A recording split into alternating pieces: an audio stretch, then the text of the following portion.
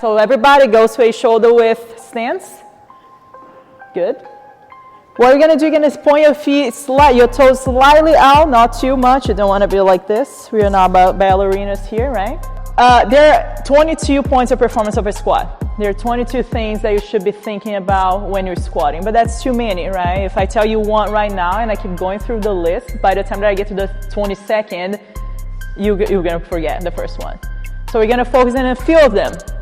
The first thing that you wanna protect is your spine.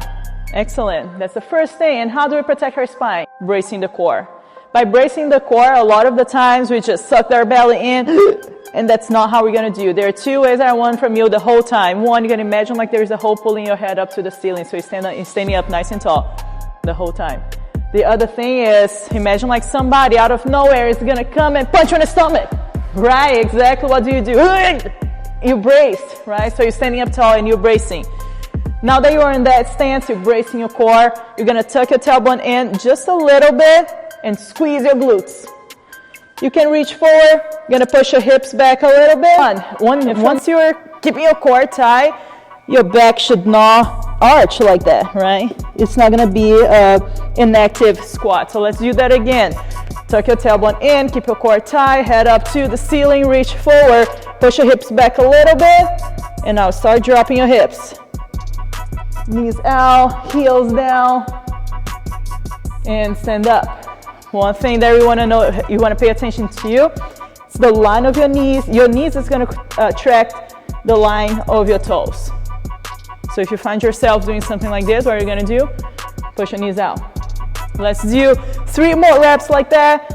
Core tight, head up to the ceiling. Reach forward, hips back, and drop. Push your knees out. Are your heels down? It's your back flat. Are your knees out? Stand up. That same that kettlebell or dumbbell that you have, you're gonna bring it to your chest. To think about making sure that your weight, it's not pulling you forward. Okay? So keep your heels down if you're gonna sit back. When you're doing it, you're always gonna be facing the wall. You're gonna be facing the opposite way because you don't wanna re-rack on reverse. Like I said, the barbell is going to be on your back. Okay, you have a bone here, your neck bone. Sometimes it bothers you. The way to stop that, you're just going to shrug halfway, not too much, and then you open your chest, just push your shoulders back. That's going to create cushion. Your traps are going to create that cushion for where the barbell should be resting. Again, I'm facing that way, but when you do, when you face that way. So I'm gonna come from behind, from under the bar. See that there's a rough bar and then a soft. You wanna make sure that you are centralized. You don't wanna do this, right? So just make sure that you're right in the middle. You're gonna walk back. I'm gonna walk forward here. Standing up tall, I'm bracing my core, tucking my tailbone in. Soften your knees, push your hips back. Squat, and come back up. Okay, I'm still bracing my core the whole time.